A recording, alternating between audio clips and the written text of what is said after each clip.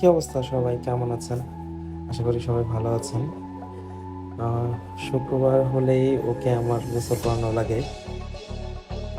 ওর নাম রেখেছিলাম লুসি, কিন্তু সবাই আদর করে, বিশেষ করে আমার মা আদর করে ওর নাম দিয়েছিল সোনা।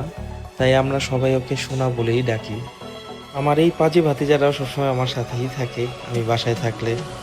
আর যদি সোনাকে গোসল করানোর জন্য বলি শুধু একবার, ও আমার মাথা একদম পুরো খারাপ করে ফেলে।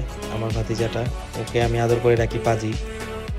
ও ছাদে আসবে, পাইপ নিয়ে খেলবে। শোনো, আমার অনেক লক্ষ্মী একটা বাচ্চা, আজকে 11 বছর হয়ে গেছে ও আমার সাথে। আমাদের পরিবারের একটা সদস্য।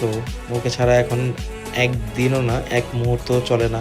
বিশেষ করে আমার মা খুব আদর করে পেলেছে ওকে, খুবই আদর করে। এর পাশাপাশি আমাদের ছাদের বাগানটাও একটু আপনাকে দেখাচ্ছি। এই গাছগুলো অনেক সুন্দর, দেখেন। এখানে সুন্দর একটা গোলাপও ফুটেছে, অনেক সুন্দর।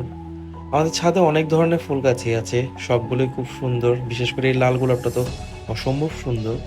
আরো অনেক ধরনের গাছই লাগানো আছে। এই লাল ফুলটার নাম আমি জানা নেই।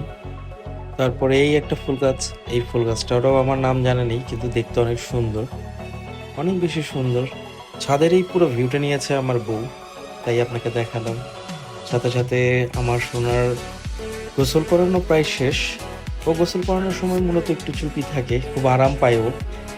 তারপরে ওর মাথায় যখন পানি দেই তখন একদম চুপচাপ থাকে। আর ওর কান দুটো ধরে নিয়েছে, কারণ হচ্ছে প্রাণীদের নাকি কানে যদি পানি যায়, ডাক্তারই বলেছে নাকি ওদের অসুবিধা হয় অনেক। গোসল শেষেই তার একটু দৌড়াদৌড়ি তাকে করতে হবে, ছাদে কাক দেখলেই সে দৌড় দেয়। তারপরে তাকে সুন্দর করে ভালো করে মুছিয়ে দিচ্ছিলাম আমি। মুছিয়ে দেওয়ার সময় আমার ভাতিজা বলতেছিল যে ওকে নাকি বাঘের মতো দেখতে মনে হচ্ছে। অ্যাকচুয়ালি তাই, আমার কুকুরটা অনেক বড়। ওরে গোসল করানোর পরে ওকে দেখতে যতটা সুন্দর লাগে এবং অনেক বড় লাগে, ওর লোমগুলো জন্য একদম বাঘের মতোই লাগে। তারপরে ওকে যদি আমি মুছানোর পরে যদি বলি ঝাড়া দাও, ও ঝাড়া দেয়। এভাবে ঝাড়া দিল। ওকে খুব আদর করি আমি, খুব আদরে রাখি।